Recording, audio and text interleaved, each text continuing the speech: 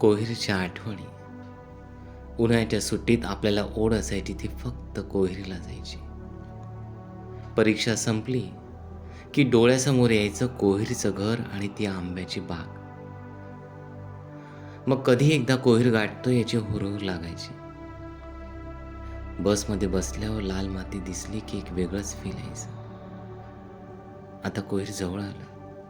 रस्त्याच्या दोन्ही बाजूला आंब्याची झाडं पार करत गाव यायचं. रिक्षावाले तेलुगूमध्ये विचारायचे, कुठे जायचं? महाराजांचं घर म्हटलं की सरळ दारापुढे सोडायचे. पण आम्ही मात्र चालतच जायचो. त्या छोट्या वळणातून लाल मातीने माखलेल्या पायांनी दुरून कोहिरचं घर दिसलं की चेहऱ्यावर आपोआप आनंद खुलायचा. अण्णा आतुरतेने वाट पाहत बसलेले असायचे. पाहुणे आले की त्यांना खूप आनंद व्हायचा. रामलू किंवा राजू हसतच बॅगा उचलून आत न्यायचे. घरात पाऊल टाकताच आंब्याचा सुगंध मन मोहवून टाकायचा. आम्ही सगळी लहान मुलं एकत्र जमायचो आणि प्रत्येक सुट्टीत दिवसाची एक मजेशीर प्लॅनिंग सुरू व्हायची. सकाळी ट्रॅक्टरवर बसून शेतात जाणं, थंड वाहत्या पाण्यात अंघोळ, जांभळं आणि आंबे तोडणं, दिवसभर खेळून ट्रॅक्टरने घरी येणं, संध्याकाळी स्टॉपचा खेळ, बाहेर कट्ट्यावर बसून शेतातून परतवणाऱ्या जनावरांकडे पाहणं. मागे तुळशीजवळ चंपा काकू संध्या स्तोत्र म्हणत बसलेल्या असायच्या. रात्री त्यांच्या चुलीवरच्या जेवणाची चव आजही ताजी.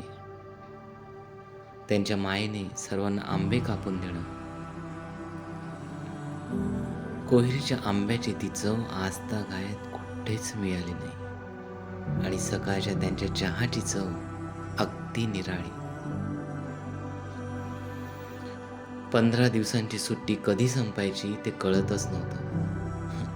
आणि जायची वेळ आली की अण्णा अजून 1-2 दिवस थांबवून घ्यायचे. त्यांना पाहुणे यावेत पण कधीच जाऊ नयेत असंच वाटायचं. रात्र झाली की आम्ही सगळे दमून जायचो. गच्चीवर जाऊन चांदण्या पाहत एकमेकांना गोष्टी सांगत झोप लागायची. एकदा एक गंमतच झाली. अण्णांनी आम्हा मुलांना हाक मारली आणि तनाबीमधून एक सामान घेऊन यायला सांगितलं. आम्ही सगळे बुचकळ्यातच पडलो. तनाबी म्हणजे काय? त्या घरातल्या खोल्यांची नावच किती वेगळी. बंक, ओसरी, दिवाणखाना, तनाबी. देवघरात गेल्यावर तर अगदी वेगळंच फील यायचं. ती एक छोटी खोली होती पण देवळात गेल्यासारखं वाटायचं. थंड, शांत आणि प्रसन्न. कोहिरीची पेरू कशी विसरू शकतो आपण? कोहिरी तर प्रसिद्धच आहे आपल्या पेरूसाठी. आसपासच्या गावातही पेरू कोहिरीचे पेरू या नावानेच विकले जातात. असं हे कोहिरीचं गाव. कधीही न विसरता येणाऱ्या आठवणींचं घर.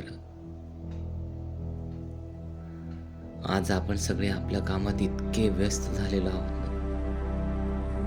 पण मनात बालपणाची ती घट्ट आठवण अजूनही ताजी. कधी कधी वाटतं पुन्हा ते दिवस यावेत, पण त्या आठवणी मात्र कायम आपल्या सोबत आहेत.